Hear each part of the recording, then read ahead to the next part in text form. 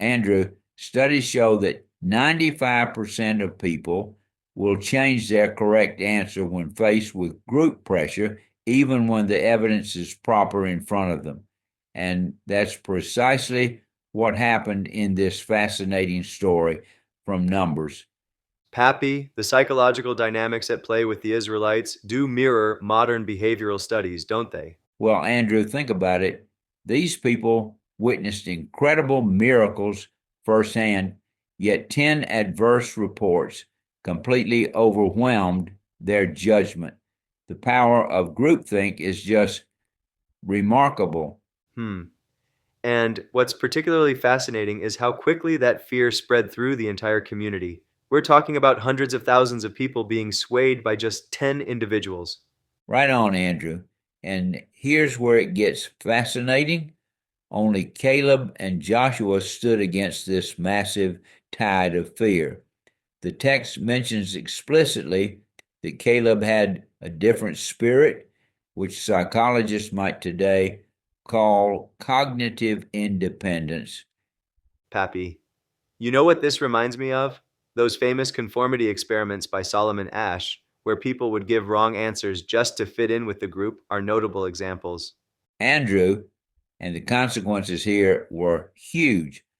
This wasn't just about making a bad decision. This choice determined the fate of an entire generation. 40 years of wandering, 1 year for each day they spent scouting. Okay, Pappy, let's talk about Moses' response when God threatens to wipe everyone out. It's like a masterclass in ethical leadership. Oh man, it is. Instead of jumping at the chance to become the father of an even greater nation, he immediately thinks about the bigger picture, God's reputation among the surrounding countries. It's like he's saying, think about the optics.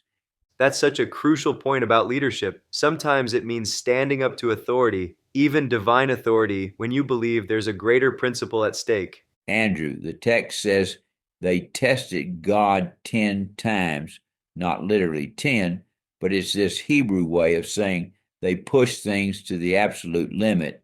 It's like when parents say, I've told you a million times. Pappy, so what do you think about how God handles this situation? The balance between mercy and consequences? Well, it's nuanced. He pardons them, the relationship is restored, but there are still natural consequences. When you reconcile with someone, the trust has to be rebuilt over time. That's particularly relevant when we think about how this story deals with intergenerational impact. Ding dong. And here's something that often gets overlooked. This wasn't just about punishment. The next generation ended up being better prepared for the challenges ahead. They grew up in the wilderness. They were more rigid, more resilient. That's such an interesting perspective. The delay served a purpose beyond just consequence. You know what strikes me? This story shows how our decisions can have ripple effects far beyond what we imagine. These people's moment of fear shaped not just their lives, but their children's lives, and became a cautionary tale for generations.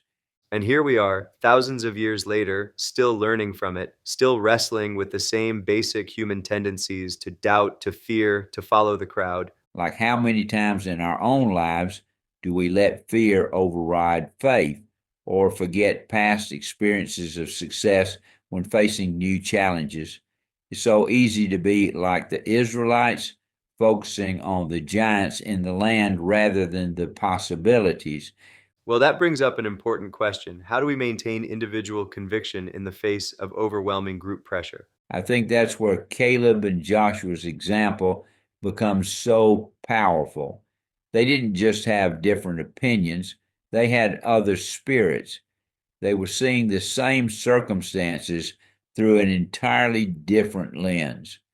That's precisely what makes this story so timeless. It's not just about ancient Israel, it's about human nature and how we handle fear, trust, and collective decision making. And in today's world of social media and instant news, where fear and panic can spread faster than ever, Maybe we need this reminder more than ever.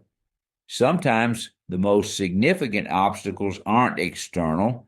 There are fears and doubts. Mm-hmm. And the way those fears can become self-fulfilling prophecies. Andrew, at its core, this story challenges us to think about where we place our trust and how we influence others in times of uncertainty. One, it's not just about having faith, it's about maintaining that faith when everyone around you is losing theirs.